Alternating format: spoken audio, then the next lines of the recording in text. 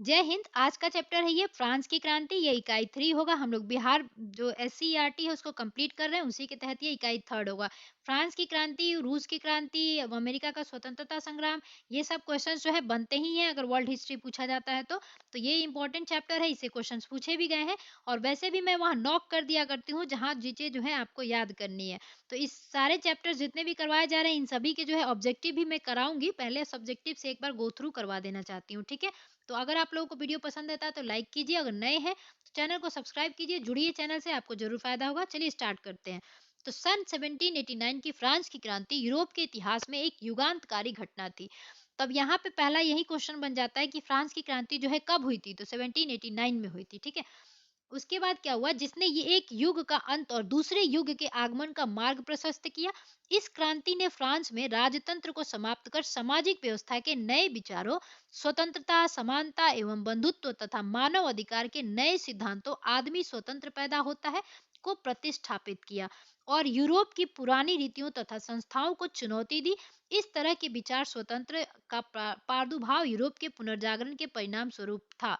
Europe जिसने Europe में कई राष्ट्रवादी क्रांतियों को जो है जन्म दिया।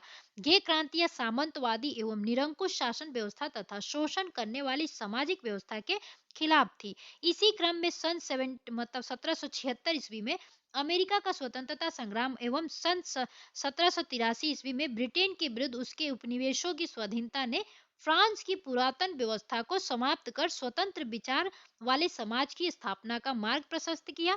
चूंकि फ्रांस ने इस युद्ध में ब्रिटेन के खिलाफ अमेरिका की मदद की थी, अतः अमेरिका के बाद स्वतंत्रता की लहर जो है फ्रांस में आई और इन सैनिकों ने फ्रांस में जनता का साथ दिया। अब यहाँ पे आप रुकेंगे और एक चीज याद रखेंगे कि पूछा जाए कि स्वतंत्रता, समानता एवं बंधुत्व शब्द जो है किस क्रांति से बाहर आया था, तो ये था आपका 1789 की फ्रांस की क्रांति। पूछा जाए कि फ्रांस की क्रांति से भारत के संविधान में क्या क्या लिया गया है, तो स्वतंत्रता, समानता एवं बंधुत्व जो है हमने फ्रांस की क्रांति से भारत के संविधान में अडॉप्ट किया है, ठीक है। उसके बाद पूछा जाए कि आदमी स्वतंत्र पैदा होता है, यह सिद्धांत जो है कब प्रतिस्थापित हुआ, तो ये फ्रांस की क्रांति 1789 में प्रतिस्थापित होता है। दूसरा चीज ये है कि सन 1776 यानी कि 4 जुलाई 1776 को जो है अमेरिका ने अपनी स्वतंत्रता संग्राम घोषणा पत्र जो है जारी किया था। इसीलिए इस अमेरिका जो है 4 जुलाई को स्वतंत्रता दिवस के रूप में मनाता है, ठीक है। तो ध्यान रखिएगा। उसके बाद ये क्वेश्चन बनता है कि ब्रिटेन के खिलाफ अमेरिका का फ्रांस ने साथ दिया था या नहीं दिया था, बन जाए सब्जेक्ट स्टेटमेंट में। तो फ्रांस ने अमेरिका का साथ दिया था। अमेरिका किसका उपनिवेशवाद था, तो ब्रिटेन का था, ठीक है। तो इतने क्वेश्चन इससे बनेंगे। आगे देखते हैं। फ्रांस की क्रांति क्यों और कैसे हुई, यह समझने के लिए हमें तात्कालीन राजनीतिक एवं सामाजिक अध्ययन करना पड़ेगा। यद्यपि 18वीं शताब्दी में फ्रांस एक शक्तिशाली हुआ करता था, ठीक है। उसने उत्तरी अमेरिका के एक विस्तृत क्षेत्र, पश्चिमी द्वीप समूह और अफ्रीका में मेडागास्कर के टापू पर अधिकार कर लिया था। फिर भी सत्ता की नींव मजबूत नहीं थी। लंबे समय तक चले युद्धों के कारण आर्थिक संसाधनों की कमी तथा शासकों की फिजूल खर्ची ने फ्रांस की जनता पर अत्यधिक करों का बोझ डाल दिया और सामाजिक विषमताओं के उत्पीड़न ने उन्हें क्रांति के कगार पर ला दिया। अतः क्रांति के उत्तरदायी कारणों की व्याख्या निम्न तरीके से की जा सकती है। अब यहाँ पे हम ये देखेंगे कि कहानी, ये थोड़ा सा मेडागास्कर आपको मिला है। तो अगर पूछा जाए क्वेश्चन, हिंद महासागर का सबसे बड़ा द्वीप कौन सा है, तो द्वीप जो है आपका मेडागास्कर है, हिंद महासागर का, ठीक है। ऐसे विश्व का सबसे बड़ा द्वीप पूछा जाए तो कौन सा है, तो ग्रीनलैंड है, जिसपे डेनमार्क का कब्जा चलता है। दूसरे नंबर पे आता है न्यू गिनी, तीसरे नंबर पे आता है बोर्नियो, ठीक है। तो ये याद रखिएगा। अफ्रीका से यह टूट गया है, अब मेडागास्कर जो है आपका हिंद महासागर में पड़ता है। आगे चलिए देखते हैं। अब राजनीतिक राजनीतिक कारण देखते हैं। फ्रांस में राजतंत्रात्मक शासन व्यवस्था थी। तो पूछा जाए फ्रांस में कौन सी व्यवस्था पहले प्रचलित थी उनके यहाँ, तो राजतंत्रात्मक शासन जो व्यवस्था है वो प्रचलित थी। बूबो राजवंश के लुई 14वें जो थे, शासन काल के साम्राज्य की प्रतिष्ठा उच्च शिखर पर थी। जब बूबो राजवंश का जो लुई 14वें था, उनका जब शासन काल था, तो साम्राज्य जो है अपनी प्रतिष्ठा उच्च शिखर पर थी, यानी अच्छे से चल रही थी। लेकिन उसके बाद शासक जो है अयोग्य सिद्ध होते हैं। 1774 ईस्वी में लुई 16वें गद्दी पर बैठता है। तो पूछा जाए कि लुई 14वें जो है, सॉरी, लुई 16वें जो है गद्दी पर कब बैठता है, तो 1774 में बैठता है। जो अत्यधिक निरंकुश, फिजूल खर्ची एवं अयोग्य था, उसका विवाह ऑस्ट्रिया की राजकुमारी मेरी अंतोयनेत के साथ हुआ था। तो ध्यान रखिएगा, इसका विवाह किससे हुआ था, ऑस्ट्रिया की राजकुमारी हुआ करती थी मेरी अंतोयनेत। तो जो उत्सवों में काफी रुपए लुटाती थी और अपने खास आदमियों को ओहदे दिलाने के लिए राजकार्य में दखल भी देती रहती थी। तो ये भी पैसे लुटाया करती थी उन्हीं की तरह। राजा के वर्साय स्थित महल में 15,000 अधिकारी ऐसे थे जो कोई काम के नहीं थे, मगर अपार धनराशि वेतन के रूप में लेते थे। राजस्व का 9% इन्हीं पर व्यय होता था। लुई 16वें के शासनकाल में अमेरिका के 13 उपनिवेशों को ब्रिटेन से आजाद कराने में फ्रांस पर 10 अरब लिब्रे, तात्कालीन फ्रांस की मुद्रा हुआ करती थी क्या, लिब्रे, ठीक है, से अधिक कर्ज बढ़ गया। पहले से ही क्या था, चली आ रही, अब क्या था, पहले से ही उनके ऊपर जो अपने फ्रांस था, उसने ब्रिटेन से जो अमेरिका के 13 उपनिवेश को जो है ब्रिटेन से आजाद कराया था। इसकी वजह से इस पे 10 अरब लिब्रे की जो है कर्ज बढ़ गया था। अब यह ध्यान रखिएगा, शायद फ्रांस की अब फिलहाल मुद्रा है वो यूरो है।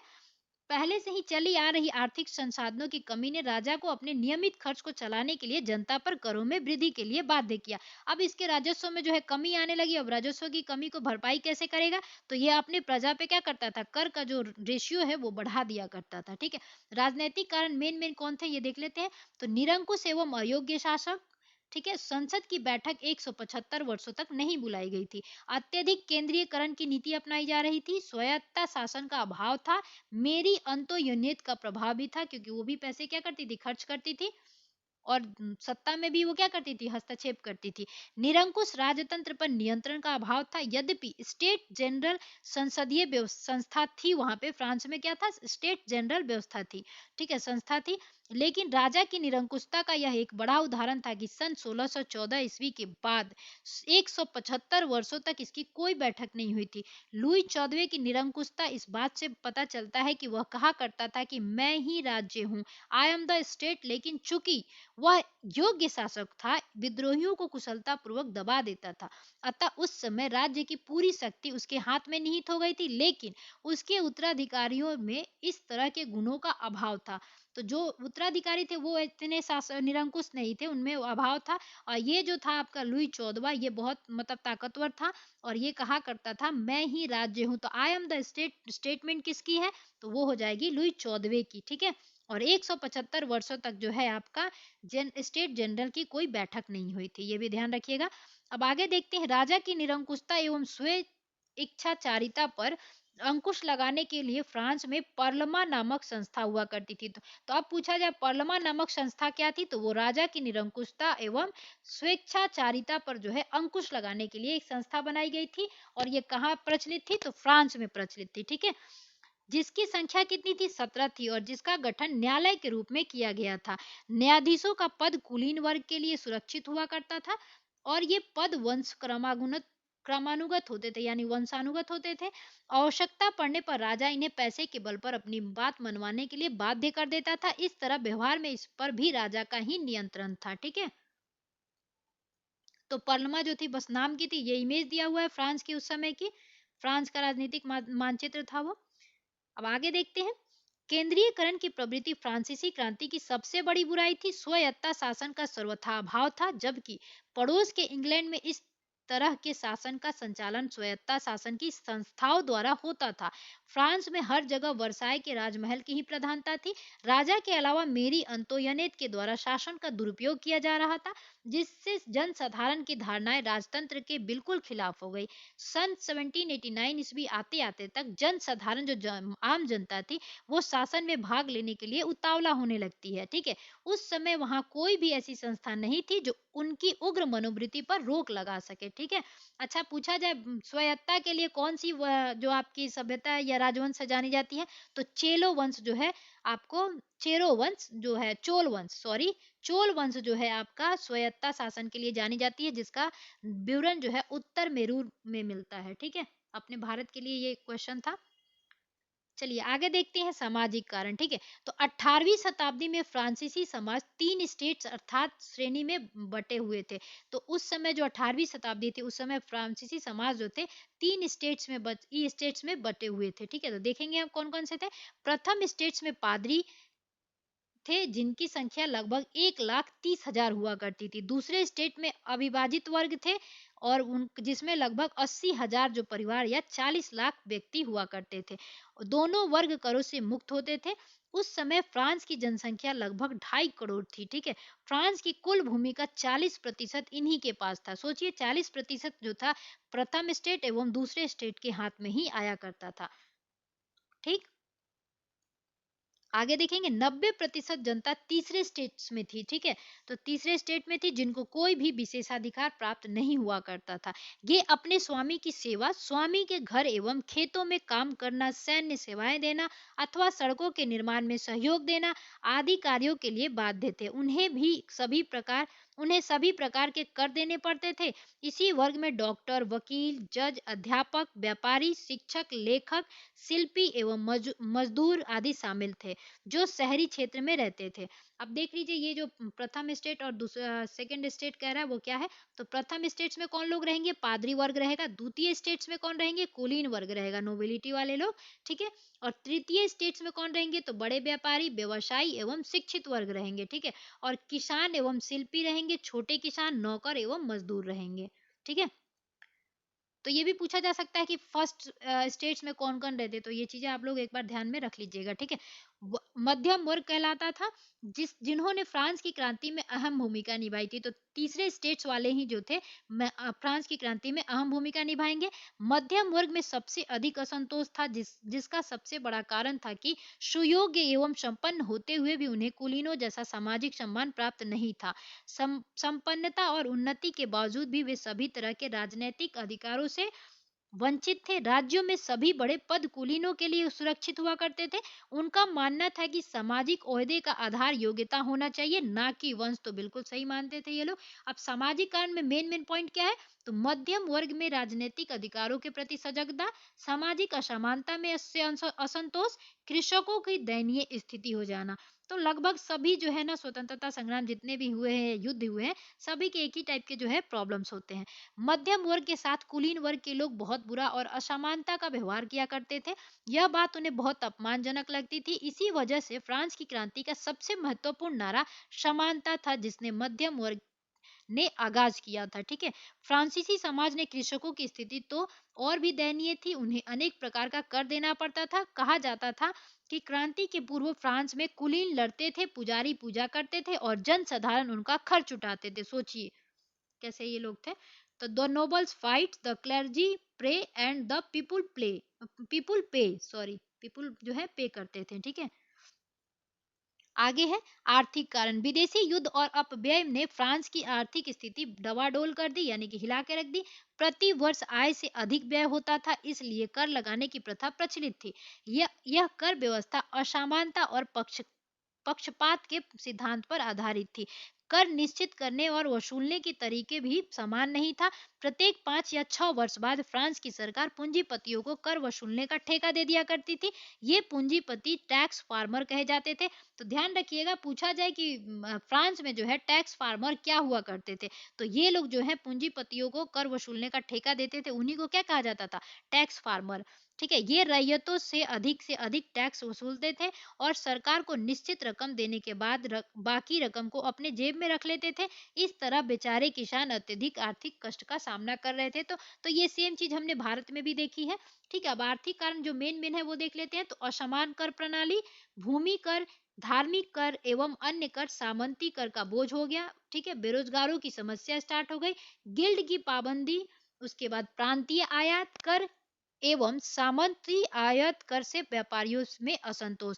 तो ये जितने भी हैं ये क्या है, आर्थिक कारण है। तो पूछा जा सकता है फ्रांस की आर्थिक कारण में कौन कौन सा शामिल है, तो वो कौन कौन से हो जाएंगे, असमान कर प्रणाली, उसके बाद भूमि धार्मिक कर एवं अन्य सामंती कर का बोझ, बेरोजगारी की समस्या, गिल्ड की पाबंदी, उसके बाद प्रांतीय आयात कर एवं सामंती आयात कर से व्यापारियों में असंतोष था, ठीक है। तो वो भी ध्यान में आप रखिएगा। अब आगे देखते हैं फ्रांस के लोगों में आर्थिक असंतोष ने देश को क्रांति के कगार पर पहुंचा दिया। राजकोष के घाटे की भरपाई के लिए उन पर तरह तरह के कर लगाए गए थे। किसानों को भूमि कर टैले चुकाना पड़ता था। अब पूछा जाए टैले क्या हुआ करता था, तो ये भूमि कर हुआ करता था। ठीक है, ध्यान रखिएगा, टैले को जो है भूमि कर जो है टैले के नाम से पुकारा जाता था। इसके अलावा टीथे नामक धार्मिक कर भी इन्हें चर्च को देना पड़ता था। तो ध्यान रखिएगा, टीथे क्या हुआ करता था, तो धार्मिक कर हुआ करता था। ठीक है, टैले क्या हो गया, भूमि कर, और टीथे क्या हो गया आपका, धार्मिक कर। ठीक है, अनेक तरह के अप्रत्यक्ष कर नमक और तंबाकू जैसी दैनिक उपभोग की वस्तुओं पर भी देना पड़ता था। साथ ही कई भेंट, टोल टैक्स, नजराने आदि भी सामंती कर के रूप में उन्हें देना पड़ता था। इस तरह फ्रांस की आम जनता की आर्थिक स्थिति दिन प्रतिदिन क्या हो रही थी, बद से दयनीय होती जा रही थी। उसके बाद करों के आर्थिक बोझ के अलावा फ्रांस की आर्थिक स्थिति को दयनीय बनाने में वहां की समाज में व्याप्त बेकारी की समस्या ने भी अहम भूमिका अदा की, यानी बेरोजगारी।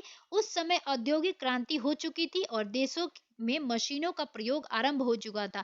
इसकी वजह से हाथ से काम करने वाले कारीगर और मजदूर घरेलू उद्योग धंधे जो है विनिष्ट हो रहे थे, यानी विलुप्त हो रहे थे, बेरोजगार हो गए थे। वो जो अपने शिल्प कला में काम करते थे, छोटे छोटे बेरोजगार जो रोजगार किया करते थे, वो क्या हो गए, बेरोजगार हो गए मशीन के आने से। इन्होंने क्रांति के समय राजा के खिलाफ क्रांतिकारियों का साथ दिया। इसके अलावा अव्यवस्थित शासन व्यवस्था ने फ्रांस में व्यापारिक जीवन को भी पंगु बना दिया था। फ्रांसीसियों के जीवन में एक रूपता नहीं रहने के कारण उन्हें व्यापारिक विनिमय में कई तरह की कठिनाइयों का सामना करना पड़ता था। तरह तरह के प्रतिबंध जैसे गिल्ड की पाबंदी, शहरों के व्यापार संबंधी नियम, फिर प्रांतीय आयात कर, सामंतवादी कर इत्यादि व्यापारियों पर लगाए जाते थे। ठीक है, इन बंधनों में जकड़े रहने के कारण व्यापार का विकास लगभग रुक सा गया था। व्यापारी चाहते थे कि देश के व्यापार को हर तरह के बंधनों से मुक्त कर दिया जाए। ठीक है, तो तरह तरह के ये लोग कर लगा दिया करते थे, तो ये ऑफकोर्स आक्रोश की पैदा करेगा ही। इस तरह असंतोषजनक एवं अन्यायपूर्ण वातावरण में देश का विकास अवरुद्ध होने लगा था। साथ साथ सरकारी फिजूल खर्ची जो लुई सोलवे एवं मेरी अंतोयनेत अपने ऐशाराम एवं भोग विलास की वस्तुओं पर करते थे, ने राजकोष को प्रभावित किया। ऐसी स्थिति में सरकार मितव्ययता से काम लेने की जगह कर्ज लेने और कर लगाने पर ज्यादा केंद्रित थी। यानी घटता था ऐशाराम करने के लिए, तो वो लोग क्या करते थे, कर्ज ले लिया करते थे, और नहीं तो कर बढ़ा दिया करते थे। अब सैनिक कारण क्या हो जाएगा, तो फ्रांस के सैनिकों में भी बहुत अधिक असंतोष था। सैनिक के पद पर किसानों को बहाल किया जाता था। कम वेतन, कठोर अनुशासन और खराब भोजन आदि से वे रुष्ट रहते थे। सेना के निम्न पदों पर उनकी नियुक्ति होती थी, यानी उच्च पदों पर उनकी नियुक्ति नहीं की जाती थी। अब सैनिक कारण क्या क्या था मेन में, तो नियुक्ति में असमानता, कम वेतन का निर्धारण, खराब भोजन की व्यवस्था। ठीक है, और जो उच्च पद हुआ करते थे वो कुलीनों के लिए सुरक्षित रहते थे। आर्थिक एवं सामाजिक स्थिति की वजह से फ्रांस की सेना ने भी आगे चलकर क्रांतिकारियों का साथ दिया। ठीक है, अब व्यक्तिगत एवं धार्मिक कारण देख लेंगे कि क्या क्या था। तो फ्रांस के सभी तरह की स्वतंत्रताओं का अभाव था। भाषण, लेखन, विचार की अभिव्यक्ति तथा धार्मिक स्वतंत्रता का पूर्ण अभाव था। वहां राजधर्म कैथोलिक धर्म था और प्रोटेस्टेंट धर्म के मानने वाले को कठोर सजा दी जाती थी, यानी कि कैथोलिक धर्म को ही मानना अनिवार्य था। इतना ही नहीं, व्यक्तिगत स्वतंत्रता का भी अभाव था। राजा या उसका कोई भी आदमी किसी व्यक्ति को गिरफ्तार कर सकता था। इसके लिए फ्रांस में बिना अभियोग के गिरफ्तारी वारंट हुआ करता था, जिसको लेटर्स द कैचेट के नाम से जाना जाता था। तो याद रखिएगा, हमारे यहाँ जैसे कि रॉलेक्ट एक्ट आया था, वैसे ही वहां पे फ्रांस में क्या था, लेटर्स द कैचेट जो था, वो ऐसा ही कुछ नियम हुआ करता था कि बिना बताए आपको जो है फ्रांस में गिरफ्तार कर लिया जाता था। ठीक है, क्या था, लेटर्स द कैचेट। फ्रांस में कानूनों में भी एक रूपता नहीं था। देश के विभिन्न क्षेत्रों में लगभग 400 कानून लागू थे। किसी को भी यह जानकारी नहीं होती थी कि उसके मुकदमे का फैसला किस कानून के तहत किया जाएगा। ठीक है, अब देखिए व्यक्तिगत एवं धार्मिक कारण क्या क्या थे। तो भाषण, लेखन एवं विचार की अभिव्यक्ति जो और स्वतंत्रता जो था उसका अभाव था, यानी नहीं था। धार्मिक स्वतंत्रता का भी अभाव था। बिना अभियोग के व्यक्तियों को गिरफ्तार कर लिया जाता था। कानूनों में एक रूपता का भी अभाव था। ठीक है, उसके बाद देखिए क्या है कि उसके मुकदमे का फैसला किस कानून के तहत होगा। हाँ, इन्हें पता नहीं हुआ करता था। आगे है बौद्धिक कारण, तो देखते हैं।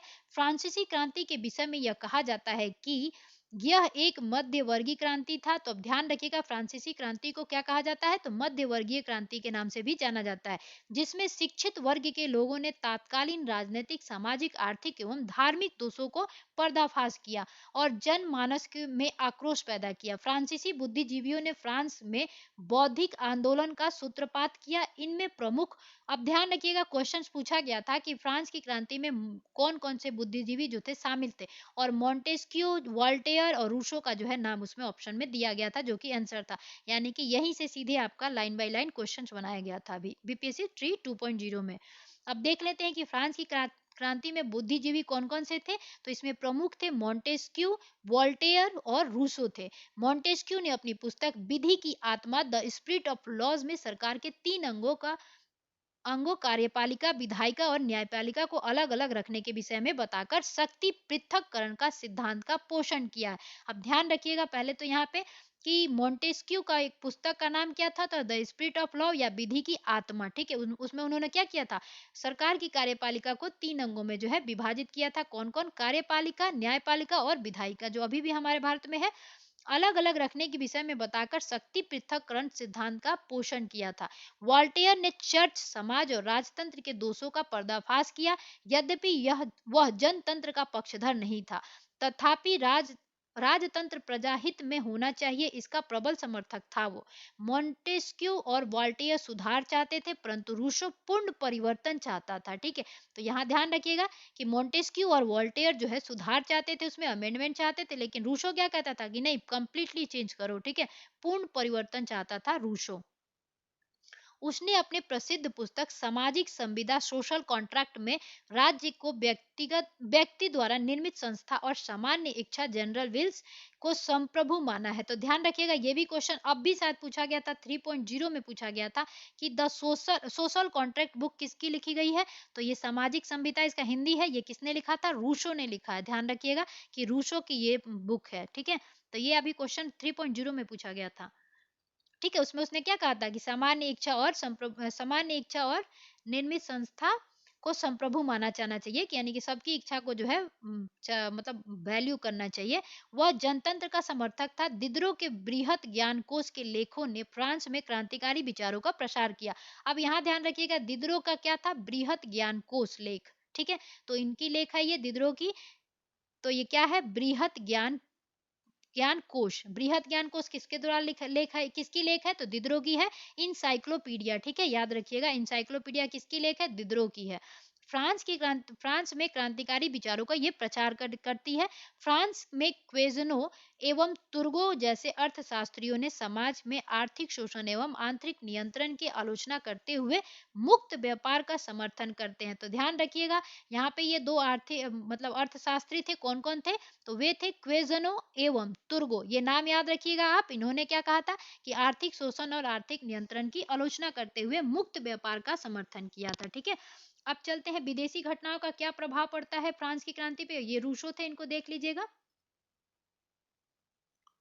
चलिए, विदेशी घटनाओं का प्रभाव, जैसे कि इंग्लैंड की गौरवपूर्ण क्रांति, तो सन 1688 ईस्वी में, 1688 ईस्वी की जो बात है, ये इंग्लैंड की महान क्रांति एवं उसके द्वारा वैधानिक शासन की स्थापना ने फ्रांस में भी राजनीतिक परिवर्तन का मार्ग प्रशस्त किया। तो ध्यान रखिएगा, इंग्लैंड की गौरवपूर्ण क्रांति जो है सन 1688 ईस्वी में हुआ था। तो इंग्लैंड की महान क्रांति क्यों कहा जाता है, क्योंकि इसमें शायद एक भी रक्त जो है पृथ्वी पे नहीं गिरा था, इसीलिए इंग्लैंड की क्रांति को जो है महान क्रांति कहा जाता है। और रक्त विहीन क्रांति भी इसी को कहा जाता है। और दूसरी चीज, ये 1688 में हुई थी, ये भी आपको याद रखना है, ठीक है। अब चलते हैं, अमेरिका का स्वतंत्रता संग्राम भी प्रभाव किया था। तो कैसे किया था, अमेरिका के स्वतंत्रता संग्राम में लफायते के नेतृत्व में फ्रांसीसी सेना ने इंग्लैंड के विरुद्ध भाग लिया था। अब ध्यान रखिएगा, ये लफायते जो थे ना, ये इन्होंने सहायता करी थी, प्रमुख थे ये सेना के, क्योंकि फ्रांसीसी सेना जो है अमेरिका को इंग्लैंड के विरुद्ध युद्ध में सहायता करी थी, ठीक है। जिससे वहां गणतांत्रिक शासन की स्थापना हुई। फ्रांस की जनता के लिए यह प्रेरणा स्रोत का कार्य किया। इससे एक और भी तरह की क्रांति को बल मिला। तो ध्यान रखना है आपको यह लफायदे का नाम, क्योंकि फ्रांस की क्रांति में यह नाम जो है इंपॉर्टेंट रहेगा, ठीक है। इससे एक और भी क्रांति का जो है क्या होता है बल मिलता है। इससे अत्यधिक धन व्यय ने फ्रांस की आर्थिक स्थिति को इतना दयनीय बना दिया कि उसे संभालना देश के लिए असंभव बन गया और अंत में यह फ्रांस की क्रांति का तात्कालीन कारण बन गया। तो ध्यान रखिएगा कि जो मेन कारण जो बना था इनका तात्कालीन कारण वो आर्थिक स्थिति जो जो दयनीय होती गई थी। ठीक है, जैसे 10 लिब्रो उन्होंने यहाँ पे कर्ज ले लिया था। ठीक, अब ये विदेशी घटनाओं का प्रभाव क्या क्या है, तो इंग्लैंड की गौरवपूर्ण क्रांति, अमेरिका स्वतंत्रता संग्राम। ठीक है, और तात्कालीन कारण आपने फ्रांस की देखी ली। अब ये देखिए टेनिस कोर्ट शपथ है इनका। ठीक है, अब देखते हैं क्रांति का घटनाक्रम कैसे स्टार्ट होता है। तो सन 1789 में लुई सोलवे को धन की आवश्यकता हुई। इसके लिए 5 मई सन 1789 ईस्वी को उसने स्टेट्स जनरल की बैठक बुलाई, जिस इसमें प्रथम एवं द्वितीय स्टेट्स के क्रमशः 300-300 प्रतिनिधि एवं तृतीय स्टेट के 600 प्रतिनिधि ने भाग लिया। तृतीय स्टेट्स ने लोकतांत्रिक सिद्धांत को आधार बनाकर सभी प्रतिनिधियों के लिए मत देने का अधिकार मांगा। यह राजा द्वारा अस्वीकृत हो गया। यह तभी तीसरे स्टेट्स के सभी प्रतिनिधि विरोध जताते हुए बाहर निकल गए। 20 जून को जब वे अधिवेशन करने के लिए एकत्रित हुए, तब उन्होंने देखा कि जिस हॉल में उनका अधिवेशन होने वाला था, वहां शाही अंगरक्षकों का पहरा था। अतः सभी तृतीय तृतीय स्टेट्स के प्रतिनिधि टेनिस कोर्ट में एकत्रित हुए। इन्होंने अपनी सभा का नेशनल असेंबली घोषित किया तथा यह शपथ ली कि राजा की शक्तियों को कम करने वाला संविधान जब तक बनकर तैयार नहीं हो जाता, वह सभा भंग नहीं होगी। ठीक है, तो इन्होंने यहाँ क्या किया, शपथ लिया। ठीक है, ध्यान रखिएगा ये किसके समय की बात हो रही है, लुईस सोलवे की समय की बात हो रही है। और उसने कब बुलाया था मीटिंग, तो उसने 5 मई 1789 को बुलाया था, यानी कि 1789 में बुलाया था। आगे है, राजा द्वारा इसे भंग कर सदस्यों को बंदी बनाने की अफवाह उठी, तभी बहुत बड़ी संख्या में लोग वहां इकट्ठे हुए। उन लोगों का नेतृत्व मिराबियो एवं ओबेसियो जैसे नेता कर रहे थे। तो कौन कर रहे थे, मिराबियो एवं ओबेसियो जैसे नेता कर रहे थे। यद्यपि मिराबियो सामंत परिवार का था, फिर भी वह सामंतों के विशेषाधिकार को समाप्त करने का पक्षधर था। ठीक है, ये है बैस्टिल का पतन। अभी हम आगे देखेंगे कैसे इसका पतन होगा। 14 जुलाई सन 1789 को क्रांतिकारियों ने पेरिस स्थित राज्य के कारागृह बेस्टिल को घेर लिया। ठीक है, ये क्या हुआ करता था, कारागृह बेस्टिल था ये। बेस्टिल का दुर्ग राजतंत्र के निरंकुशता का प्रतीक था। 4 घंटे डेरा डालने के बाद वे जेल का फाटक तोड़ने एवं बंदियों को मुक्त कराने में सफल हुए। तो याद रखिएगा बेस्टिल का पतन या बेस्टिल का कारागृह को कब तोड़ा गया था, ये कांड कब हुआ था, तो 14 जुलाई 1789 को हुआ था। ध्यान रखिएगा पेरिस में है ये कारागृह बेस्टिल। ठीक है, बेस्टिल कारागृह की समाप्ति निरंकुश शासन के पतन का प्रतीक था। फ्रांस में 14 जुलाई ही स्वतंत्रता दिवस के रूप में मनाया जाता है। अब 14 जुलाई 1789 इसीलिए इंपॉर्टेंट हो जाता है कि फ्रांस आज भी 14 जुलाई को जो है स्वतंत्रता संग्राम के रूप में मनाता है। क्यों, क्योंकि इसी दिन जो है उन्होंने क्या था, बेस्टिल दुर्ग जो था राजतंत्र के निरंकुशता का प्रतीक था, और इसे इन्होंने तहस नहस कर दिया था, यानी कि तोड़ने में ये लोग सफल हुए थे। अब याद रखिएगा 14 जुलाई सन 1789 के बाद लुई सोलवे का नाम मात्र के लिए राजा बना रहा था और नेशनल असेंबली देश के लिए अधिनियम बनाने लगी। इसी सभा ने 27 अगस्त 1789 को, यानी कि 1789 27 अगस्त को मानव और नागरिकों के अधिकार the declaration of the rights of man and citizen को स्वीकार कर लिया। तो ध्यान रखिएगा 27 अगस्त 1789 को मानव और नागरिकों के अधिकार को क्या किया गया, स्वीकार किया जाता है। इस घोषणा से प्रत्येक व्यक्ति को अपने विचार प्रकट करने और अपनी इच्छा अनुसार धर्म पालन करने की आजादी दे दी गई होगी, अधिकार को मान्यता मिल गया था। व्यक्तिगत स्वतंत्रता के साथ प्रेस एवं भाषण की स्वतंत्रता भी मानी गई। अब राज्य किसी भी व्यक्ति को बिना मुकदमा चलाए गिरफ्तार नहीं कर सकता था तथा मुआवजा दिए बिना उसके जमीन पर कब्जा भी नहीं कर सकता था। मध्यम वर्ग के लिए सबसे महत्वपूर्ण निश्चय थे जिनके अनुसार कर का भार सभी वर्गों पर समान रूप से डालने का निश्चय किया गया और सभी को निजी संपत्ति रखने का अधिकार दिया गया। फ्रांस के लिए ही नहीं बल्कि पूरे यूरोप के लिए यह क्रांतिकारी घोषणा अत्यधिक महत्वपूर्ण थी। ठीक है, यही है शायद। आगे देखते हैं। 1791 ईस्वी में नेशनल असेंबली ने संविधान का प्रारूप तैयार कर लिया जिसमें शक्ति पृथक्करण के सिद्धांत को अपनाया गया। तो ध्यान रखिएगा फ्रांस की संविधान जो है उसमें क्या अपनाया गया है, शक्ति पृथक्करण के सिद्धांत को। ठीक है, इस तरह फ्रांस के संवैधानिक राजतंत्र की स्थापना होती है। ये रहा मानव और अन्य नागरिकों के अधिकार, ठीक है। यद्यपि लुई सोल्वे ने नए संविधान को मान लिया, परंतु मिराबियो की मृत्यु के पश्चात देश में हिंसात्मक विद्रोह की शुरुआत हो गई। विदेशों में भी कुलीन वर्गों के द्वारा संविधान का विरोध किया गया। अप्रैल 1792 ईस्वी में नेशनल असेंबली ऑस्ट्रिया तथा प्रशा के विरुद्ध युद्ध की घोषणा कर दी गई। अब ध्यान रखिएगा कि अप्रैल 1792 ईस्वी में जो है नेशनल असेंबली ऑस्ट्रिया तथा प्रासा के विरुद्ध जो है आपका युद्ध की घोषणा की जाती है। कब? अप्रैल 1792 में। क्रांतिकारी युद्धों से जनता को काफी कठिनाई झेलनी पड़ती है। उस समय सभी नागरिकों को मतदान का अधिकार नहीं मिला था। तो इस समय तक जो है मतदान का अधिकार वहां पे नहीं मिला था। नेशनल असेंबली का चुनाव भी अप्रत्यक्ष रूप से किया जाता था। उपरोक्त बातें आलोचना का विषय बन गई थी। आलोचकों में प्रमुख जैकोबिन क्लब के सदस्य थे। तो याद रखिएगा ये जैकोबिन क्लब जो है फ्रांस में है और इसका जो है टीपू सुल्तान जो है आपका सदस्य भी था, ठीक है। जिसमें छोटे दुकानदार, कारीगर, घाड़ीसाज, नौकर एवं दिहाड़ी मजदूर शामिल थे। जैकोबिन क्लब पेरिस के भूतपूर्व कॉन्वेंट ऑफ सेंट जेकब के नाम पर रखा गया था। तो ध्यान रखिएगा ये जैकोबिन क्लब जो है पेरिस में, वो जो नाम है ये जैकोबिन क्लब वो का क्या है, तो पेरिस के भूतपूर्व कॉन्वेंट ऑफ सेंट जेकब के नाम पर यह रखा गया था। तो ये क्वेश्चन बन सकता है जैकोबिन क्लब किसके नाम पर है, तो याद रखना है पेरिस के भूतपूर्व कॉन्वेंट ऑफ सेंट जेकब के नाम पर यह रखा गया है। जिसका नेता जो था कौन था, मैक्स मिलियन रॉब्सपियर। अब ये भी ध्यान रखना है कि जैकोबिन क्लब का नेता कौन था, तो मैक्स मिलियन रॉब्सपियर, ठीक है। ये क्वेश्चंस बन सकते हैं। अगला है आतंक का राज्य क्या था, तो देख लेते हैं। रॉब्सपियर वामपंथी विचारधारा का समर्थक था, अतः खाद्य पदार्थों की महंगाई एवं अभाव से नाराज होकर उसने हिंसक विद्रोह की शुरुआत की। उसके बाद और अंत तक राज्य स्थापित किया। 14 महीनों में लगभग 17,000 व्यक्ति पर मुकदमे चलाए गए और उन्हें फांसी दे दी गई। रॉब्सपियर प्रत्यक्ष प्रजातंत्र का पोषक था। 21 वर्ष के से अधिक उम्र वालों को मतदान का अधिकार देकर चाहे उनके पास संपत्ति हो या ना हो चुनाव कराया गया। तो पहले संपत्ति के आधार पर जो है चुनाव करने मतदान देने का अधिकार प्राप्त हुआ करता था।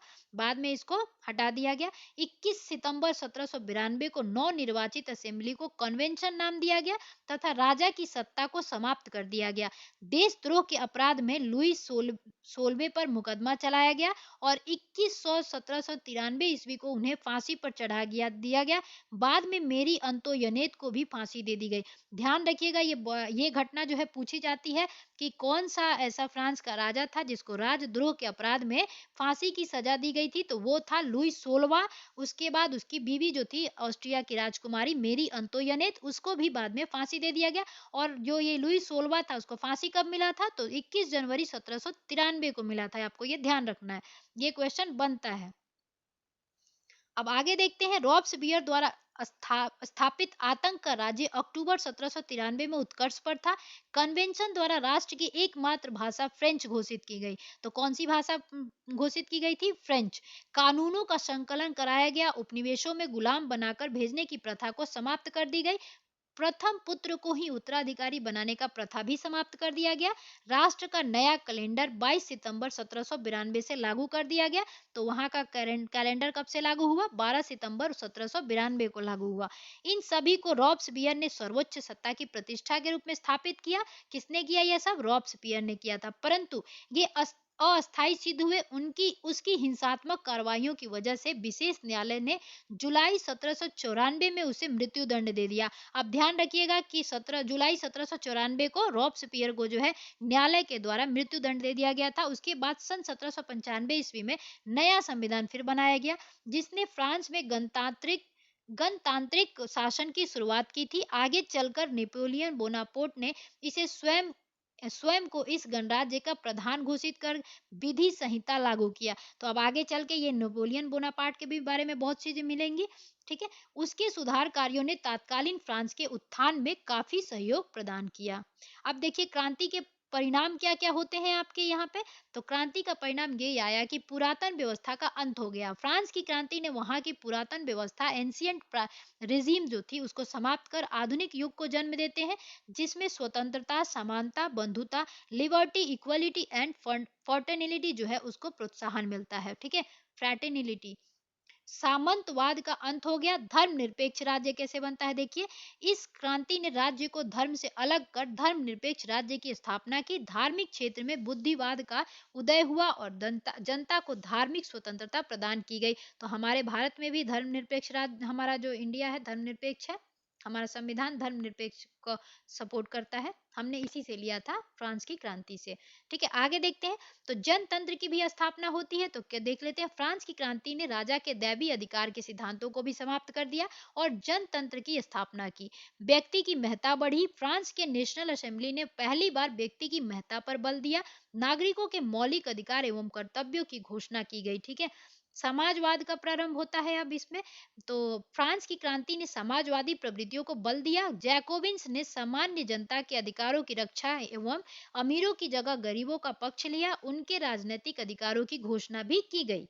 ठीक है, उसके बाद हम थोड़ा सा यहाँ परिणाम देख लेते हैं। मेन मेन कौन था, तो पुरातन व्यवस्था का अंत हो जाता है, धर्मनिरपेक्ष राज्य की स्थापना होती है, जनतंत्र की स्थापना होगी, व्यक्ति की महत्ता को स्वीकृत किया जाएगा, समाजवाद का प्रभाव जो है वो बढ़ेगा, वाणिज्य व्यापार में वृद्धि होगी, दास प्रथा का अंत हो जाएगा, सरकार पर शिक्षा का उत्तरदायित्व हो जाएगा, राष्ट्रीय कैलेंडर की शुरुआत हो जाएगी, महिला आंदोलन का भी सो है स्टार्ट होगा। ये देख लेते हैं, महिला आंदोलन आगे मिलेगा। वाणिज्य व्यापार में वृद्धि कैसे होती है, तो देख लीजिए, क्रांति के फलस्वरूप गिल्ड प्रथा, प्रांतीय आयात कर तथा ये क्या अन्य व्यापारी प्रतिबंध व्यापारियों पर से हटा दिए गए, जिससे वाणिज्य एवं व्यापार का विकास हुआ। यही कारण था कि 19वीं शताब्दी में व्यापार के क्षेत्र में फ्रांस इंग्लैंड के बाद द्वितीय स्थान पर था। ठीक है, तो इंग्लैंड के बाद कौन था, फ्रांस था।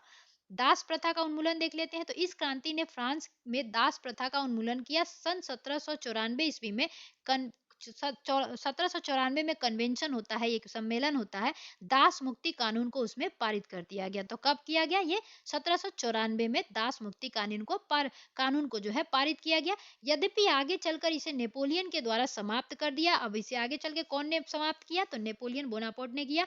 1848 ईस्वी में अंतिम रूप से फ्रांसीसी उपनिवेशों से दास प्रथा का उन्मूलन हुआ। तो मेन रूप से कब खत्म होता है ये, 1848 ईस्वी में फ्रांस से बिल्कुल जो है दास प्रथा खत्म हो जाता है। ठीक है, सरकार पर शिक्षा का उत्तरदायित्व कैसे बढ़ा, तो फ्रांस में अभी तक चर्च में शिक्षा का प्रबंधन था, अब इसकी जिम्मेदारी सरकार पर आ गई। परिणाम स्वरूप पेरिस विश्वविद्यालय तथा कई शिक्षण संस्थान एवं शोध संस्थान फ्रांस में खोले गए। तो पेरिस विश्वविद्यालय की खोली गई, तो ये ध्यान रखना है आपको। राष्ट्रीय कैलेंडर क्या था, तो फ्रांस में एक नया राष्ट्रीय कैलेंडर लागू किया गया, जिसको ऋतुओं के आधार पर 12 महीनों में बांटा गया था। उसका नया नाम ब्रूमेयर, थार्मीडार आदि रखा गया था। तो फ्रांस का कैलेंडर का नाम क्या हुआ करता था, तो ब्रूमेयर थार्मीडार, थर्मीडार। ठीक है, महिला आंदोलन, तो फ्रांस के समाज में परिवर्तन लाने के उद्देश्य से फ्रांस की क्रांति में महिलाएं भी शामिल हुई थी। इन्होंने the society of revolutionary and Republican women नामक संस्था का गठन किया था। तो ध्यान रखिएगा, ये जो संस्था है ये फ्रांस में महिलाओं के द्वारा जो है स्थापित की गई थी। क्या है संस्था, तो वो है the society of revolutionary and Republican women. ठीक है, उसके बाद जिनमें ओलंप दे गूज नामक नेत्री ने की अहम भूमिका थी। तो ध्यान रखिएगा, इसमें ये अहम भूमिका कौन निभाती है, तो ओलंप दे गूज नामक नेत्री। ठीक है, इनके नेतृत्व में महिलाओं को पुरुषों के समान राजनीतिक अधिकार की मांग को स्वीकार भी कर लिया गया। ठीक है, आगे है, परंतु राजनीतिक अधिकार शुरू में उन्हें नहीं मिल पाए। फ्रांस की क्रांति में महिलाओं को अपने अधिकारों के प्रति सजगता का पाठ पढ़ाया, जिसके कारण आगे चलकर वर्षों तक महिला आंदोलन चलता रहा। परिणाम स्वरूप सन 1946 ईस्वी में फ्रांस की महिलाओं ने मताधिकार प्राप्त करने में हासिल की थी। तो फ्रांस में मताधिकार कब मिला था, तो 1946 में मिला था। अन्य देशों की क्रांति जो है कैसे इस क्रांति पर भी प्रभाव पड़ाई थी, तो देख लेते हैं। पहले तो देख लेते हैं कि क्या क्या था मेन, तो इटली पर प्रभाव पड़ेगा, जर्मनी पर प्रभाव पड़ेगा, पोलैंड और इंग्लैंड पर भी इसका प्रभाव पड़ेगा। फ्रांस की क्रांति का प्रभाव जो है सिर्फ फ्रांस पर ही नहीं बल्कि यूरोप के अन्य देशों पर भी पड़ा। नेपोलियन फ्रांस में सुधार के कार्यों को करते हुए अपने विजय अभियान के दौरान जब इटली और जर्मनी आदि देशों में पहुंचा, तब उसे वहां की जनता भी क्रांति का अग्रदूत कहकर स्वागत की। तो ध्यान रखिएगा, क्रांति का अग्रदूत किसे कहा जाता है, तो नेपोलियन को कहा जाता है, जो फ्रांस का था। उसने इन देशों के नागरिकों को राष्ट्रीयता का संदेश देने का कार्य किया। इटली पर प्रभाव कैसे पड़ा, तो इटली इस समय कई भागों में बटा हुआ था। फ्रांस की इस क्रांति के बाद इटली के विभिन्न भागों में नेपोलियन ने अपनी सेना एकत्रित की, लड़ाई तैयारी की और इटली राज्य स्थापित किया। ठीक है, एक साथ मिलकर युद्ध करने से उनमें राष्ट्रीयता की भावना आई और इटली के भावी एकीकरण का मार्ग प्रशस्त हुआ। तो ठीक है, नेपोलियन क्या है, अच्छा काम कर रहा था सभी जगह घूम घूम के। आगे है जर्मनी पर कैसे प्रभाव पड़ेगा, तो जर्मनी भी उस समय छोटे छोटे 300 राज्यों में विभक्त हो गई थी लगभग, जो नेपोलियन के प्रयासों से 38 राज्यों में सीमित हो गया, यानी 300 से डायरेक्ट कितने में बन गया, 38 में बन गया। इस क्रांति की स्वतंत्रता, समानता एवं बंधुत्व की भावना को जर्मनी के लोगों ने अपनाया और आगे चलकर इससे जर्मनी के एकीकरण को बल मिला। ठीक है, पोलैंड पर कैसे प्रभाव पड़ता है, तो फ्रांसीसी क्रांति के अग्रदूत नेपोलियन ने पोलैंड में स्वतंत्रता की लहर फूकी। पहले यह रूस, प्रशा और ऑस्ट्रिया के बीच बटा हुआ था। यद्यपि पोलैंड को शीघ्र आजादी नहीं मिली, लेकिन उसने उसमें जो है राष्ट्रीयता की संचार इसी क्रांति ने किया। एक लंबी अवधि के प्रयास के फलस्वरूप प्रथम विश्व युद्ध के बाद पोलैंड का राज्य, स्वतंत्र राज्य कायम हो सका। ठीक है, प्रथम विश्व युद्ध के बाद जो है पोलैंड जो है आजाद हुआ था। इंग्लैंड पर प्रभाव कैसे पड़ा, तो नेपोलियन का विजय अभियान इंग्लैंड पर भी हुआ, जो आगे चलकर इंग्लैंड के पतन का कारण भी बनता है। फिर भी इस क्रांति का इतना अधिक असर इंग्लैंड में नहीं दिखा, क्योंकि वहां वहां की जनता ने भी सामंतवाद के खिलाफ आवाज उठानी शुरू कर दी। फलस्वरूप 1832 ईस्वी में इंग्लैंड में संसदीय सुधार अधिनियम पारित हुआ। अब पूछा जाए इंग्लैंड में संसदीय सुधार अधिनियम कब पारित हुआ, तो 1832 में पारित हुआ, जिसके द्वारा वहां के जमींदारों की शक्ति समाप्त कर दी गई और जनता के लिए अनेक सुधारों का मार्ग प्रशस्त हुआ। भविष्य में इंग्लैंड में औद्योगिक क्रांति के विकास में इस क्रांति का बहुत अधिक योगदान रहा। तो पूछा जाए इंग्लैंड की औद्योगिक क्रांति में फ्रांस की क्रांति का योगदान रहा था या नहीं, तो रहा था। ठीक है, अब देखते हैं क्रांति का स्वरूप कैसा था, तो चलिए देख लेते हैं। फ्रांसीसी क्रांति के स्वरूप के संबंध में विषय में कहा जाता है कि यह पूर्ण रूप से निश्चयात्मक थी, अर्थात क्रांति की गति और दिशा वही थी जो लगभग सभी क्रांतियों की होती है। फिर भी किसी क्रांति के स्वरूप को निश्चित करने के लिए पहले यह देखना आवश्यक होता है कि उस क्रांति के क्या कारण थे, उस क्रांति में समाज के किस वर्ग के लोगों ने मुख्य रूप से भाग लिया था और क्रांति के किस वर्ग के लोगों को अधिक लाभ हुआ। ठीक है, कई इतिहासकारों ने 1789 के फ्रांसीसी क्रांति को एक बुर्जुआई यानी मध्यम वर्गीय क्रांति कहा था। बुर्जुआई मध्यम वर्गीय होते हैं, उन्हीं को मतलब कहा जाता है। उनके अनुसार इस क्रांति ने एक विशेष अधिकार प्राप्त वर्ग की जगह दूसरे विशेष अधिकार वर्ग का शासन स्थापित कर दिया। तो ध्यान रखिएगा ये किसने कहा था, तो कई इतिहासकारों ने, उसमें से आपका देखेंगे फ्रांसीसी क्रांति को एक बुर्जुआई मध्यम वर्गीय क्रांति कहा था। कई इतिहासकारों ने, नाम नहीं दिया है। ठीक है, वर्ग स्थापित करता है। फ्रांस में मध्यम वर्ग के पास पूंजी की कमी नहीं थी, ये यदा कदा सरकार को कर्ज देने में भी काम करती थी, लेकिन सत्ता में इसकी कोई भी सहभागिता नहीं होती थी। यद्यपि फ्रांस की क्रांति के अनेक कारण थे, परंतु मध्यम वर्ग के असंतोष और इसी वर्ग के द्वारा जन चेतना का जागृत हुआ, जन चेतना का जागृत करना क्रांति को अवश्य भावी बना दिया, अवश्य हम भावी बना दिया। जितने भी दार्शनिक थे जिन्होंने बौद्धिक चेतना जगाई, सभी मध्यम वर्ग के थे। क्रांति के अधिकांश नेता भी मध्यम वर्ग के ही थे। तो जिन्होंने क्रांति का संचालन किया, यह सच है कि मजदूर और किसानों ने मिलकर क्रांति को सफल बनाया था, लेकिन उसके बाद भी सत्ता उनके हाथ में नहीं आई। 4 अगस्त यानी 1789 को 4 अगस्त 1789 को जब नेशनल असेंबली द्वारा सामंतवाद की समाप्ति हुई, तो उसके द्वारा अपनाई गई आर्थिक नीतियों ने स्पष्ट कर दिया कि क्रांति पर बुर्जुआ वर्ग हावी हो गया है, यानी मध्यम वर्ग हावी हो गया है।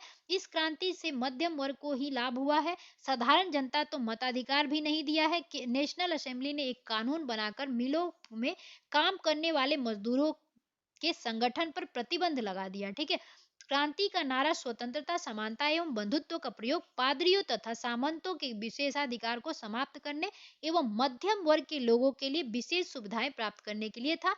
सन 1789 से लेकर 1815 तक, यानी कि 1789 से लेकर 1815 तक शासन पर मध्यम वर्ग का ही अधिकार रहा। यही कारण था कि जैकोबिन दल ने आतंक का राज्य स्थापित कर सर्वहारा वर्ग को राजनीतिक तथा आर्थिक अधिकार दिलाने का अस्थायी प्रयास किया। ठीक है, तो याद रखिएगा जैकोबिन दल ने जो है आतंक का राज्य स्थापित कर सर्वहारा वर्ग को राजनीतिक तथा आर्थिक अधिकार दिलाने का अस्थायी प्रयास किया, यानी कि प्रयास सफल नहीं हुआ। अब सर्वहारा वर्ग जो ये होता है कि उसमें गरीब अमीर सब जो है शामिल हो। ठीक है, उपरोक्त तथ्यों को देखते हुए इतिहासकारों की यह बात तथ्य परक प्रतीत होती है कि फ्रांस की क्रांति स्वरूप मध्यम वर्गीय था, क्योंकि मध्यम वर्ग के लोग ही इसके विशेष कारण के रूप में क्रांति का नेतृत्व भी इन्होंने ही किया था और सर्वाधिक लाभ इन्हीं वर्गों को हुआ था। तो फ्रांस की क्रांति जो था एक मध्य वर्गीय क्रांति था। निष्कर्षतः सन 1789 की फ्रांस की क्रांति ने फ्रांस में ऐसे युग का सूत्रपात किया जिसमें स्वतंत्रता, समानता एवं बंधुत्व की नींव पड़ी तथा मानव अधिकारों की रक्षा हुई। साथ ही यूरोप के अन्य देशों में भी इन विचारों से प्रभावित हुए, जैसे हमारा भारत भी हुआ, और वहां भी सुधारों के एक नए युग का सिलसिला शुरू हुआ। ठीक है, आगे जो है प्रश्न शुरू हो जाता है। तो मिलते हैं अगले किसी वीडियो में।